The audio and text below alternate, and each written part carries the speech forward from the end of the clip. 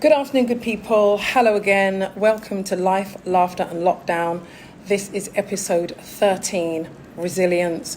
What stuff are you made of? So, this is a topic that's really close to my heart. So I'm hoping that you guys will get something from it and will be able to share some of your own experiences and possibly and hopefully have something that will help you, in the very near future or even now. So, Life, Laughter and Lockdown. Why did I decide to do it? Well, very simply, I decided to do this because I felt that we are in very, very troubled times. We are being confined in a way that we've never had to be confined before. And just basically to help people to cope with what's going on at this time. So that's the real reason behind Life, Laughter and Lockdown. So let me just quickly say hello to those that have just jumped on. Aisha, my faithful Aisha, Abla, Big Sis, Stephanie, thank you so much for joining. I have my faithful assistant over here, whom you will be seeing tomorrow. Yes, that is Yaba, who has been great at reading out your comments and reading out your questions and giving me some invaluable help because it just makes life a lot easier. So yes, this is the reason why I have put together Life, Laughter and Lockdown over a 14-day period from when the lockdown started in Ghana, where I am holed up at the moment. So I felt that it would be helpful to go through this process together because, believe it or not, like some people think, as I always say, that I'm superhuman. I also have my own struggles, having to keep focused, not procrastinating, being committed to something. And I'm also learning things about myself. So, it's quite important that we are in the same headspace in being able to feel empowered to move forward so that this situation does not overtake us. So, what we usually do is a little recap on the topics that we have covered, just in case you are joining us for the first time or people catch this on the replay. So I will hand over to my faithful assistant, who will read out to you the topics that we have covered since we started to do Life, Laughter and Lockdown. Yaba, over to you. Okay, so we've done fear, faith, focus, creating space, protection, times and seasons, life. Friends 1 and 2. We did that in 2 parts. Managing conflict, beauty, sacrifice, and yes, and then today's one. Cool. So those are the topics that we've covered. If you haven't joined us and been part of the live broadcast, you can catch it on a replay. What I would ask you to do is just do #replay so that I know that you didn't catch it live. Let me say hello to those of you that have just joined, if I can see. Adele, thank you for joining. Is that Amma, I think? And yes, so guys, some of you, when you join, I can't always see because when the names come through really quick, I don't always catch you, but thank you very much for joining. And I really do hope that you get something out of today. And I'm talking about resilience. So again, I will hand over to my faithful assistant to read out to you a definition of what resilience is. Okay, that one. Resilience is an ability to recover from or adjust easily to misfortune or change. Excellent. Can you read that out again? An ability to recover from or adjust easily to misfortune or change. So, we're talking about adjustment. We're talking about being able to respond to something that has happened or something that is going on that is difficult. That is a change, that is something negative. And to be honest with you, it's only when you are faced with certain situations that you are able to build resilience. So resilience is not something that you're born with. It's something that you have to learn under adverse conditions or circumstances. How you respond to those adverse conditions and circumstances is what determines whether you are resilient or not. So if you find that you're failing or flailing every moment something bad happens, don't feel condemned, because we're here in this space to learn, and we are here to be able to start to build ourselves up so that we can get into that headspace where life throws something at us and we are able to stand. It is extremely important, in my opinion, in these times that we build a spirit of resilience. And there's different types of resilience, and that probably will be, another broadcast. I'll do it another time. But Psychological resilience, being able to build resilience within your mind, it is crucial because things are definitely going to happen within life that is going to challenge the way you think, the way you feel. It will challenge, your beliefs.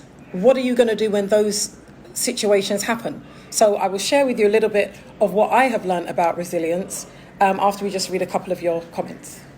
Aisha Anchor says resilience for her is the ability to withstand adversity and bounce back from difficult life events.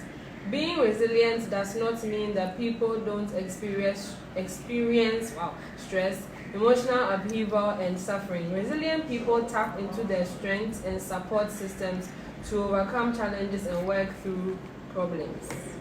It's excellent. And I think sometimes, and I'll let you read another one, but I just want to respond to this quickly. Sometimes people feel that because you are a strong person, that you don't feel what has happened to you, or it doesn't affect you.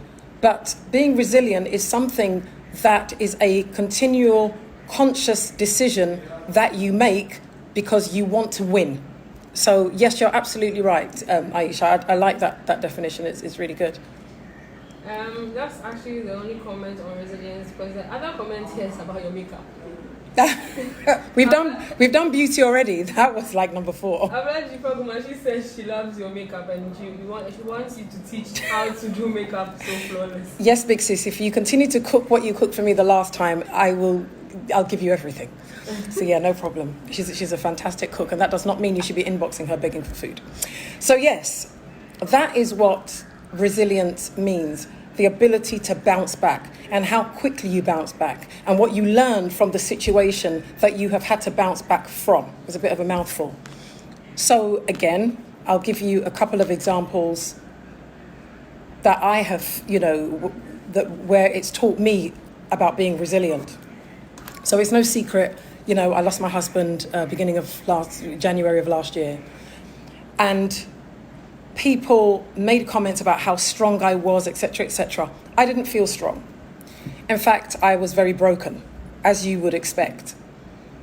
But I learnt that I had to acknowledge where I was weak in order to be strong. So I'll break that down a little bit for you.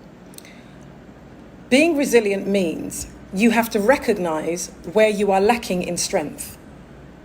Where I lacked in strength was the sheer magnitude of grief that I was feeling, not just for myself, but for my children. So what did I do? I decided that I had done as much as I could do on my own. And I believe it was in September, whilst I was writing my book, Not This Widow, that I would get some help. So I sought the services of a counsellor. Now I know that especially amongst people of colour, we don't put a lot of emphasis or importance on getting mental or emotional health support. It's reckless. We should, and there is absolutely nothing to be ashamed of. So it's really important that when you're in those weak moments, that you don't feel that you have to do it on your own. If you have to seek professional help, that you do. And that is what I did. Now, it's because of the situation that I got, that I had to go through, that I then realised that, you know what? This is something that is so difficult, but I have to push through it. And I started to make some choices about what I wanted to feel and how I wanted my life to be. What I hated was feeling so sad. I tried my very best to focus on what it is that I wanted to feel and what I wanted to experience moving forward. So that situation taught me to be resilient. It taught me to push through grief and accept and acknowledge that it was a continual journey, that I will never come to a place where you don't grieve at all. The other thing that also made me resilient and toughened me up pretty quickly was the experience that I had, which again is no secret, during the process of me grieving and the treatment that I had. The other thing was the abuse that I was facing. So, very recently, up until I think last week, I was still getting very abusive messages about me losing my husband. And yes, I had messages saying, I'm glad your husband is dead. In fact, this morning, when I was going through some of the comments on my fan page, because sometimes there's quite a lot to get through, I realised that this same person, for want of a better term, had posted again, oh, you're not sorry that you've lost your husband. You know, very nasty comments. So I had to ask myself, am I going to allow twisted people to be able to determine how I feel? Or am I going to take control of how I feel? I chose the latter. So I had to be resilient. I had to develop thick skin such that when people are saying things that are unkind, that are evil, that it doesn't sway me. So that's what resilience has done for me, being able to adjust very quickly. And yes, you may have a fleeting, moment of, why am I being subjected to this behavior? However, it toughens you up. So come tomorrow when I'm in an environment or in a situation whereby, I'm more out there publicly and people are, posting nasty comments, I'm not going to be moved because for me, I feel that I have heard the worst of the worst. So that's what resilience has done for me in this situation. So let me just welcome a few of you here. Elle, thank you for joining. Angela, Kiru, my sister, thank you, Patience. Akia for joining as well. So thank you guys. And do share this video if you feel that it will help somebody. Sean, thank you for joining. Any more comments? No, actually, today they're quite quiet. Why are you so quiet today, guys? Or is it something that you don't know what it is? Okay, we just got a comment from Mavis Ajikun. She says, I lost my husband 4 years ago. What I went through strengthened me to deal with life, and unfortunately, I lost my mom December last year. What I went through 4 years ago gave me the strength to go through the passing of my mom. The negativity that I faced 4 years ago has given me the boldness needed to go through life. First and foremost, I'm really sorry for the loss of your husband and for your mum, and I know that it's not easy, and I'm glad that you've been able to pick yourself up and push forward and live life.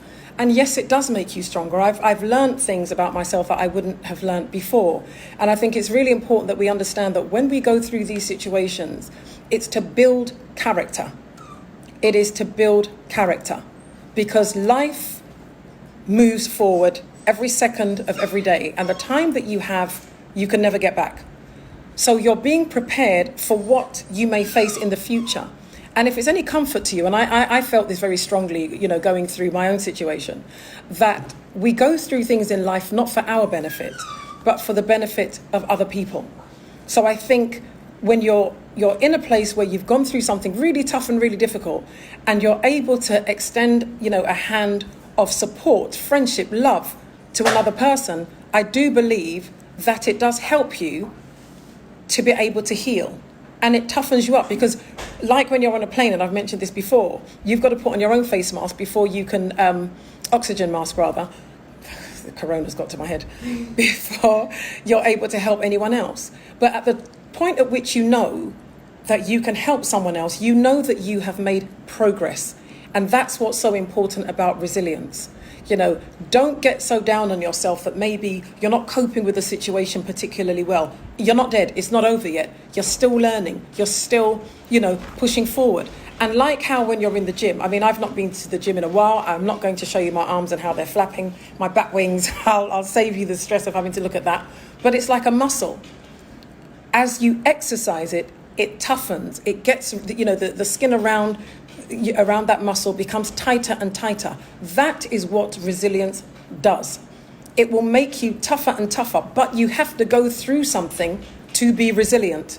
You cannot wake up one morning and say, I'm resilient. It doesn't work like that. You've got to learn through the circumstances that you're put through how resilient you are. I'm being like Yaba now. So it's important that you allow life to exercise you. You allow life to give you those push-ups. You allow life to put you on that treadmill, and you keep running. And as you keep doing it, it becomes easier and easier and easier. So you're able to assess things that are thrown your way with a lot more peace of mind, a lot more consciousness, with clearer thinking in being able to determine what your game plan will be and what your strategy will be to deal with that particular problem. Any comments? Stephanie Binder, I hope I'm pronouncing it right, says, so sorry you had to go through that. Some people just have no shame. I'm glad you've come out stronger and tougher. Thank you for using these experiences to help others. Thank you too for giving me the opportunity, because at the end of the day, I think I've always seen myself as being somebody in service, that I'm here for the benefit of other people. And I think when I realized that's what my purpose was, I was less, what's the word? I've never been resentful, but I stopped questioning so much why I am having to go through certain things. And I'm not superhuman. I cut and bleed just like everybody else. So it's just to encourage you to say, I'm not special. There's nothing at all special about me. What you may find special is maybe how I am able to bounce back from these situations. It is tough, it is hard, it is not easy, but it is possible. And I think that's really the message, that I want to put out there, that it is possible. There is no situation that you will face that you cannot overcome. There is no exception. What becomes the issue is your mind and your perception of that problem, and that dogged determination of how much you want to overcome. That is what will put you in that place. How much time do I have? Like 0 minutes, because you've done 16. I think Yava's been tampering with the time. I don't trust her. Because, we have a comment, though. Okay, go for it. We have a comment from Aisha Ankara again. She says, with what you are saying, I can only say that your personality traits set in. That's why you are able to bounce back. Bravo. Thank you very much. And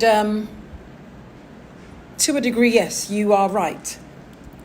How we bounce back from situations is down to our personalities.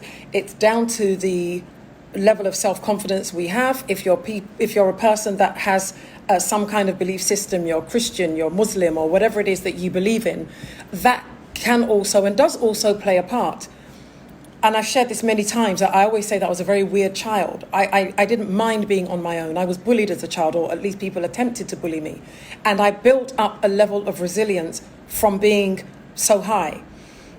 So for that reason, I'd always felt strong, in as much that I wouldn't allow what people thought of me or other people's treatment of me to determine who I was.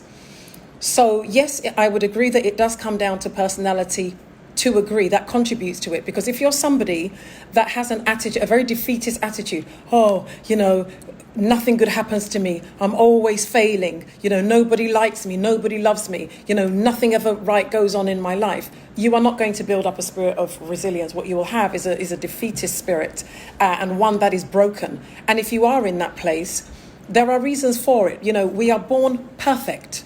We are born whole.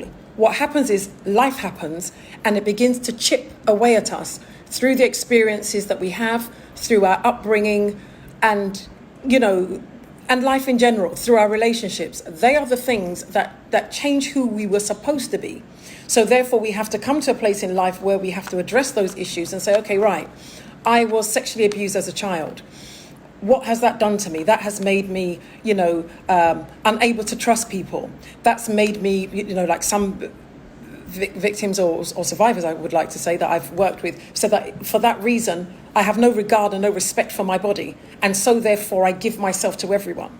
The key thing is being able to identify what it is that has made you broken or made you feel broken. And the moment you can identify that, it's about you making that decision to say, I want to be fixed. Like I did when I lost my husband. I came to the realization that you're never going to be over it. Or when people say move on, nobody who is bereaved ever moves on. What you do is you move forward and you create a life for yourself. And I believe that the only reason why I have been successful in doing that is because of my faith, because I was very honest with the way I felt. I made no excuses, because of the people that I have around me, because I was tired. I hated feeling in a particular way. And I was so determined, even though I had accepted that that's how I was going to feel for the rest of my life, that I would determine how often I felt that, or I would at least try.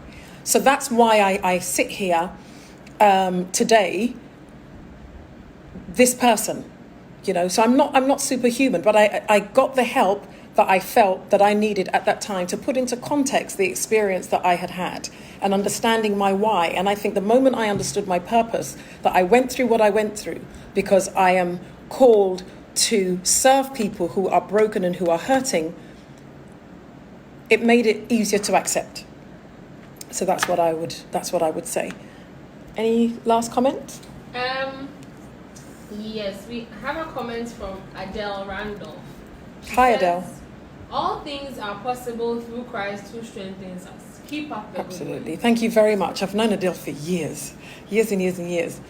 So yeah, it's really lovely that you guys joined. Tomorrow will be the last episode of Life, Laughter and Lockdown. But, you know, I'm planning a little something. I'm working on something, and I'll let you know. If I have the answer and I can share by tomorrow, I will do that. But thank you very much, guys, for being this committed thus far. Thank you, Gina, for joining. Always lovely to see you. Let me see who else is here. Thank you, Mavis, Sarah. Oh, dear. Charlotte, thank you for joining. Is that Baba Tunde? Thank you for joining. Evelyn, lovely to have you. And Ya Oluwole, who's like my little brother, that is a pain in the neck. Yes, I've said it online. Didi, Peter, Patience, MFR, whom I absolutely love.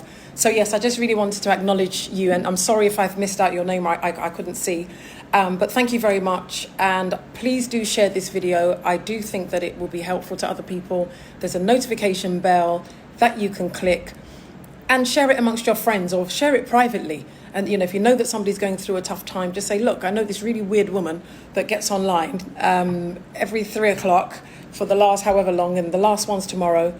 And, you know, I just want to share this with you. So what I will say to you, to encourage you, that they say that 7 times will a man fall, but 7 times will he rise. Now, 7 is a number of completion. So don't take that number 7 literally. What it means is throughout the duration of your life, you are going to fall, but you will get back up. So on that note, I shall love you and leave you. There's some fufu and light soup with goat meat with my name on it. I haven't had lunch. So guys, have a wonderful afternoon, and I shall see you for the last episode of Life, Laughter and Lockdown tomorrow. And thank you, my faithful assistant, Yaba. Take care. God bless.